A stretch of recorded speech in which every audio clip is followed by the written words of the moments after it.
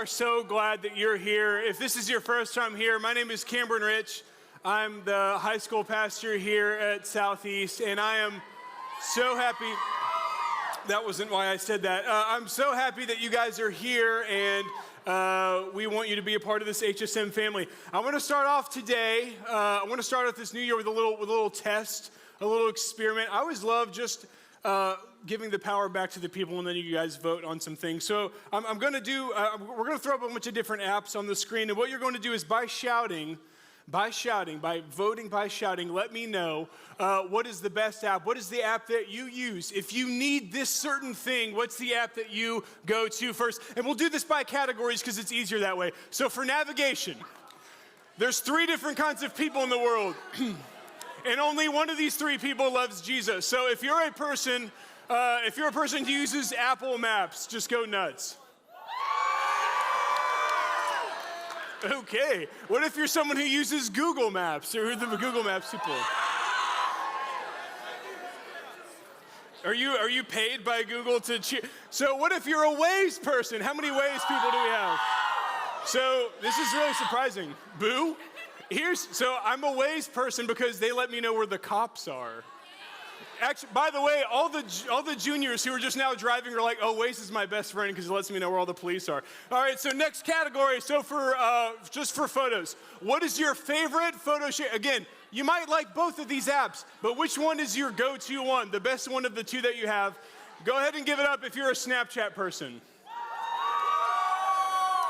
Honestly, that makes me feel really happy. So what if Instagram? I had a suspicion. Are the Snapchat people, are you embarrassed that you screamed for that, knowing that it was the losing option of the 2? Okay, next one, video. So again, if you're just trying to kill some time, you're gonna watch things. I'm gonna start with this one because I don't think it's gonna win. How many of you care about Twitch? This man. So you're the one. How many of you are more YouTube? You can get lost on the rabbit trail of YouTube. And then I saved it for last because I know. How many of you just love TikTok? You just live for TikTok. Oh, so the girls. It seems like only girls care about TikTok. Okay, so next one. I think we have a couple more. So for streaming, and again, I know there's more streaming platforms. I couldn't get them all up there. We don't have time for all that. How many of you people, because of like Marvel and Star Wars and all that, how many of you guys are Disney Plus people? Okay. So you're into like there's a subculture that really cares about that. What about Amazon? Because it's got a couple shows. You got Amazon? I got a bone to pick with Amazon though. I pay for Prime and I don't get anything in 2 days for free. What about Netflix? An old one, but a good one. All right, this is the last one. Last one I'm gonna do. And this is the real one. And there's only 2. There's only 2. Everyone relax. How many of you, and you're outing yourself, and you don't have Spotify or Wrapped because you might be weird. How many of you are Apple Music people?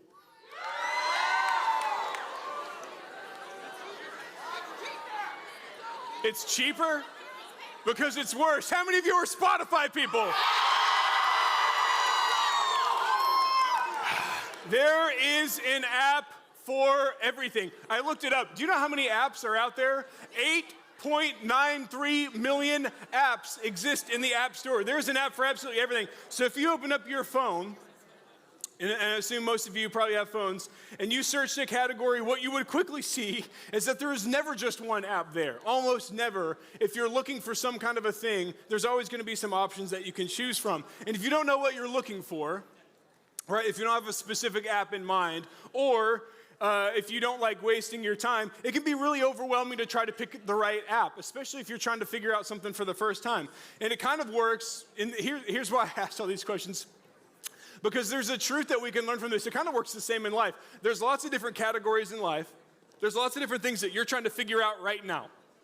As a high school student in 2024, there are a lot of things that kind of make up the life of a high school student. You're trying to work through it. You're trying to figure it out. You're trying to find who you are. You're trying to understand a few different things and learn some things in school. And in the categories of our lives, whether it's identity, whether it's friendship, whether it's how you use technology, whether it's money, whether it's sex, all these different things, there's lots of different options.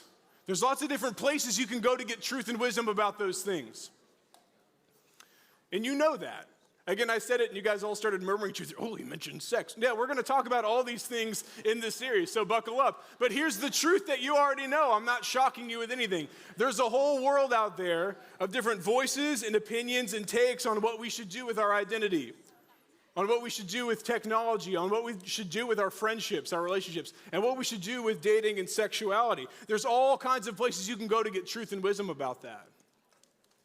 And we can feel really overwhelmed and confused, not just for choosing apps, because it's not that hard to choose between Spotify and Apple Music. That's not a very serious decision for you to make. But for some of the things that I just listed, the things we're going to be talking about in the series, it's kind of going to change the course of your life if you pick the wrong thing and if you go the wrong direction with it. In the search for truth and the search for wisdom, it looks a lot like the App Store, and that can kind of turn into a problem for you. Because there's lots of options. The pressure of picking the right option, it can actually make you really anxious and second guess yourself and wonder, am I even doing the right thing?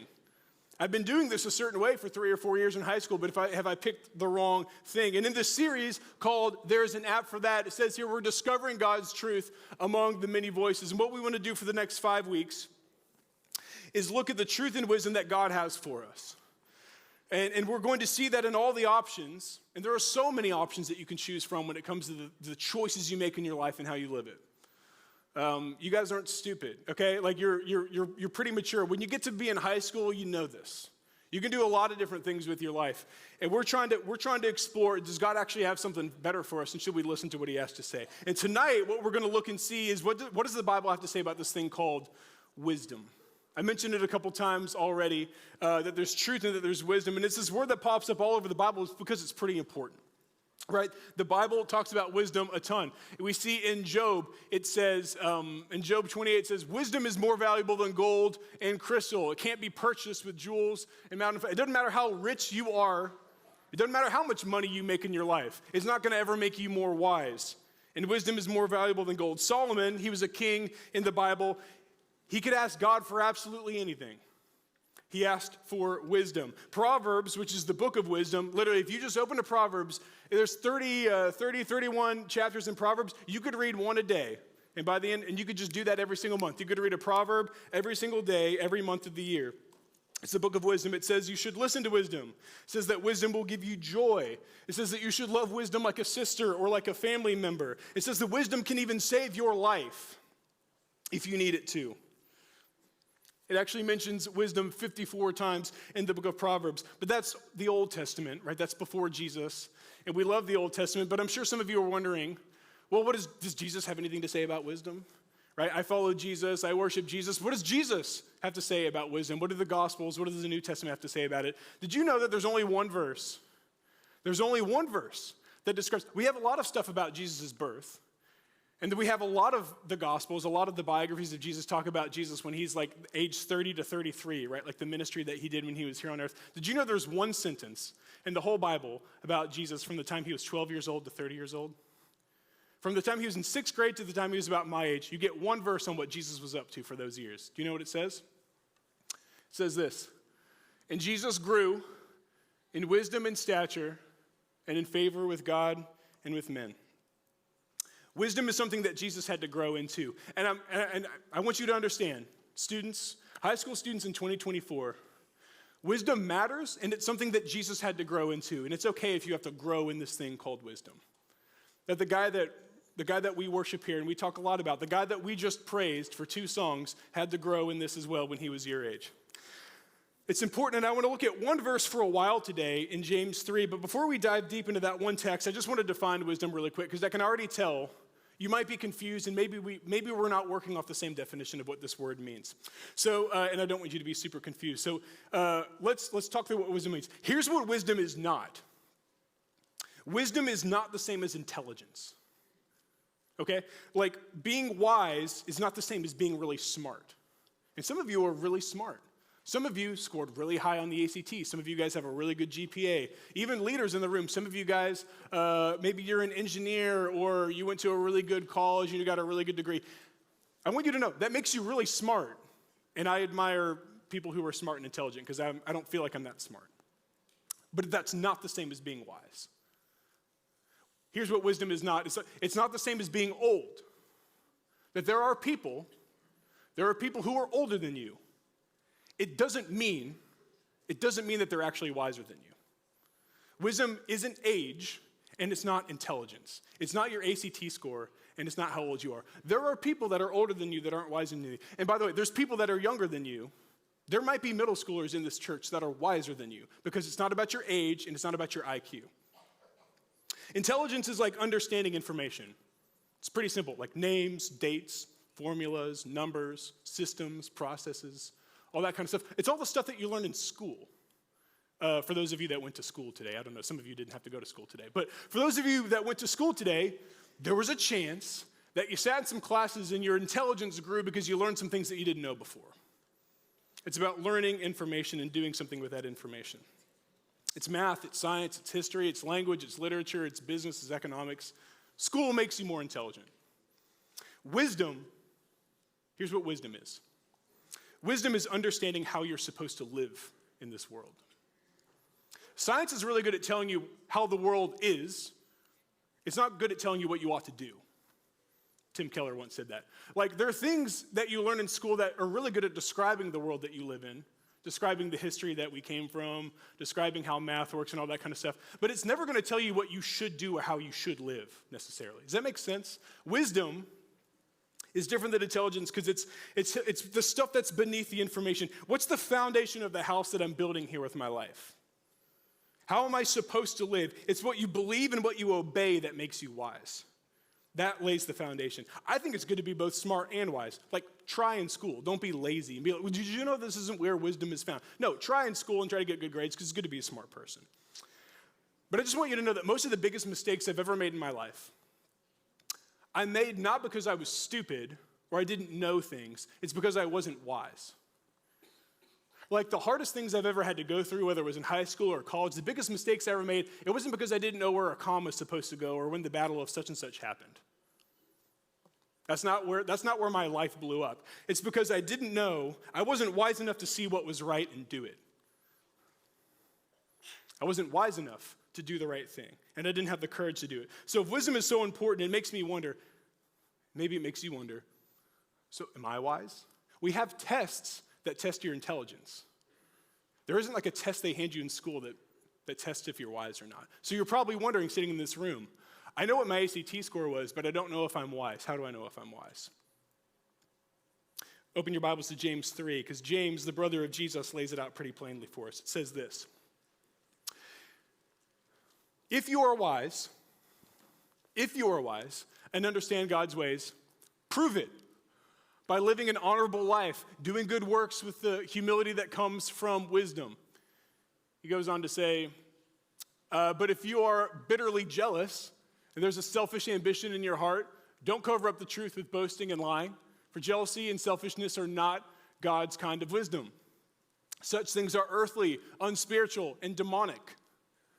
For wherever there is jealousy and selfish ambition, there you will find disorder and evil of every kind. But the wisdom that comes from heaven is first of all pure, and then it's peace-loving. It's considerate, submissive, it's full of mercy and good fruit, it's impartial, and it's sincere. And in the last verse, I don't have it, but it says this: and those who are peacemakers will plant seeds of peace and reap a harvest of righteousness. James makes it crystal clear. If you were to go to the App Store and click wisdom, that category would have two apps. There's only two options. There's heavenly wisdom and there's earthly wisdom.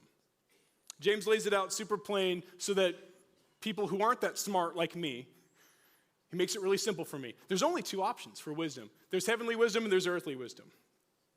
And remember, wisdom is the thing that we tap into when we're wondering what we're supposed to do. And James shows us God's idea of what to do and how to live, and he shows us the world's idea of it. So what's he really saying here? What does a person who has the wisdom that comes from God look like? He kind of just paints a picture.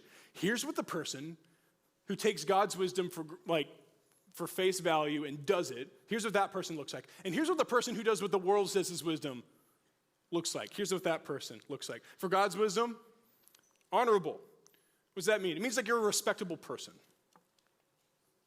Good works, it means that you help people. Humility, it means that you're not self-obsessed. Pure means that like you're innocent or you're free. Loves peace, kind of speaks for itself, but it's like you fight for peace in the places where you can control it, right? That you're not bringing drama everywhere you go, but you're actually fighting for peace where you're going. Gentle means you're not a defensive person. You're not combative. You're not hostile.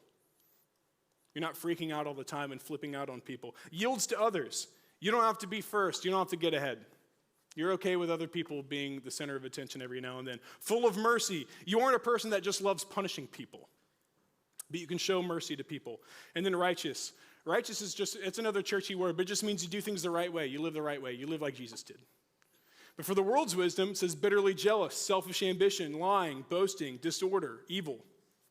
So if the person of God's wisdom looks like this, and a person with the world's wisdom looks like this, he lays it out super simple, like I said.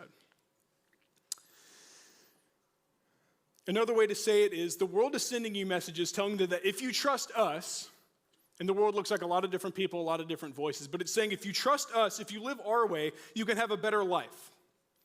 If you subscribe to this podcast, if you like and subscribe to this YouTube channel, if you donate here, if you click through this paywall, if you do things our way, the way that this camp, the way that this organization, the way this group, the way that this influencer says it, if you do things the way that I do it, your life's going to be better. But what James is saying is, here's where that gets you most of the time. You'll feel like you're never enough. You'll feel like you're never enough. You'll become bitterly jealous. I'm sure you know what the word jealous means. Again, you're not stupid. You guys are old enough to know what the word jealous means. But to be bitterly jealous, would probably mean like, I'm so jealous of other people that it physically hurts me. Have you ever been so jealous of another person, what they had, who they dated, what they looked like, that it actually caught, like you hurt because of it? You were bitter in how jealous you were of someone. Living that way, the world's wisdom leads you there. Living that way puts yourself and your image above anyone and everything else. If I'm bitterly jealous of you, I would do absolutely anything to be better than you. And I'm going to have to put myself first and my image first above anything and anyone else, which leads to me lying. Because remember, I'm not enough. I'm not as good as this person or that person. So I'm going to have to lie a little bit to make you think that I'm better than I am. I'm going to have to boast a lot. I'm going to have to overcompensate. I'm going to have to be a person who lies and I boast, and I lie and I boast. Because when I feel not enough, it just makes me panic. So I have to overcompensate, and I lie and I brag, and I lie and I brag. And James tells us that if a lot of people live this way, if you create an entire country of people and unleash a lot of people that think this way into it, what you're going to get is disorder, evil, and chaos all the time. And it sounds a little bit like the world that we live in. It's because a lot of people that live in our world listen to this kind of wisdom. He even calls it demonic, which maybe you're like, is that an overreaction? Is it really demonic? That seems extreme. I don't think it is an overreaction.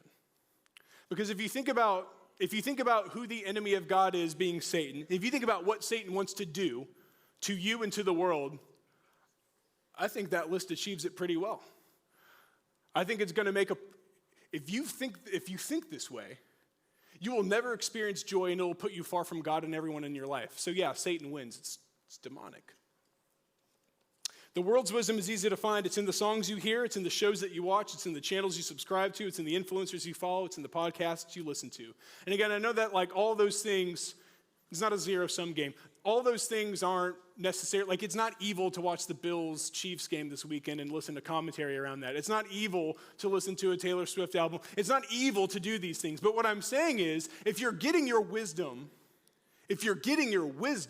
that you're going to try to like live with your life from people who don't love or trust God, downstream it's going to get you here. Do you see the difference? I'm not just getting information from celebrities in my life. There are some celebrities that I'm like, they're telling me what I ought to do, and I kind of do it sometimes. And I'm saying downstream, it creates a person that looks like this, not like this. But there's another way. James helps us see that there's another way. God is saying that if you trust me, same offers on the table with him. If you trust me and if you live with me, it'll be obvious through your life. You won't be self-absorbed, but you'll be humble. You'll be pure. You'll bring peace to situations instead of drama to every friend group and situation you step into. You'll be gentle instead of hostile. You'll not need to be in control all the time. You won't be a control freak. You'll be pretty chill in most situations because you don't need to have your way all the time. You'll be merciful. You'll be a fair person. You'll be sincere, which means people know they can come to you because you're serious about what's going on in their lives. And you'll live for the things that really matter. You'll live for the right kind of stuff. God's wisdom isn't that hard to find either. It's all over the Bible. It's been passed down through generations and generations all the way into this room to the leader sitting next to you and the friends sitting with you. It's given to us through the Holy Spirit. God's wisdom leads you to become a person that looks more like Jesus. And I want to look more like Jesus in 2024 than I did in 2023. Does anyone else want to? So if you do, you got a choice sitting in front of you here at the beginning of 2024. Do you want to listen to God's wisdom or the world's wisdom? Begs the question, though, how do I get wisdom? How do I get it? How do I access this wisdom? Where is it's like behind a locked door, give me the key. I want wisdom, and I want God's wisdom because it sounds like it's going to give me a better life than the one that I have. How do I get it? James, the guy who wrote the verse, so if you just flip your Bible back one page, he tells you in James 1. Some of you did it. I could hear the pages. If you need wisdom, ask. Ask our generous God, and he will give it to you. He'll not rebuke you for asking. It means he's not going to be mad at you for asking for a good thing. If you want wisdom, if you feel like you're unwise, I just want to ask you, have you ever asked for it? Have you ever prayed this prayer? God, can you give me wisdom for this situation? I don't know what to do. I've talked to my friends about it. They're just as stupid as me. I've listened to some podcasts about it. It sounds like they're just trying to get some money from me. I've listened to this about it. I've listened to that about it. But I've actually never come to you, God, could you give me wisdom on this? I'm totally lost. I don't know what to do. God isn't hoarding wisdom away from you. He's not stingy with it. We usually just don't ask him for it.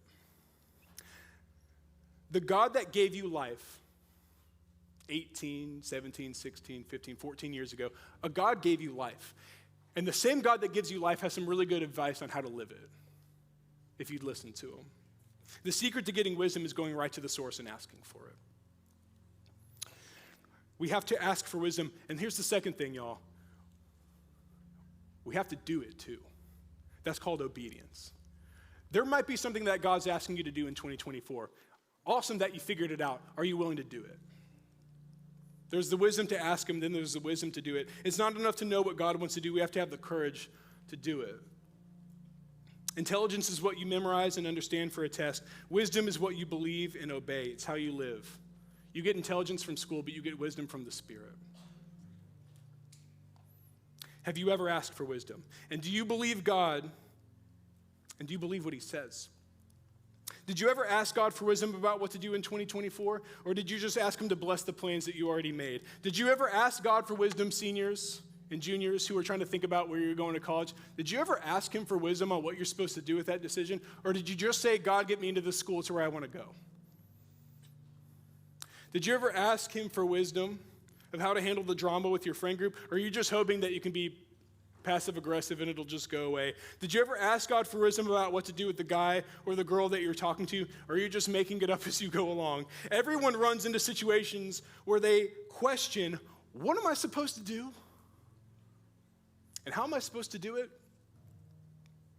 And wisdom helps us with the answer to the question, and wisdom's found in God. And we want HSM to be a place where you can get wisdom from God, from the Bible, from your leaders, from your friends. Wisdom that will help you live like Jesus. And we're going to do it right now. Tonight, on our first HSM back in the new year, I want to give you the space to do what James tells us. And ask for the wisdom that only God can give you. And ask God to reset the foundation of your life on him, on his wisdom. We're going to go into a time of worship where we can sing and praise God for who he is and declare that we trust him. But before we do that, we're going to take a pause or a Selah. And Selah is this word that simply means a break or a pause or a breath. And in the hustle of a world trying to throw information at you, 1,000 miles a minute. I'm inviting you to take a moment, and I hope this is actually a relief for you. I'm inviting you to take a moment and empty your mind of whatever in the world you walked in with. Maybe you've got stress at school, maybe something's going on at home, maybe you've got a test next week, maybe you've got a drama. Something's happening that's stressing you out. Dump it out. Empty your mind, your fear, your desires, and I want you to sit in silence.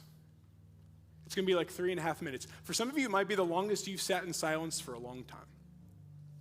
And from that silence place of rest, ask God for wisdom. Ask God to give you the wisdom that you need to live a life with him.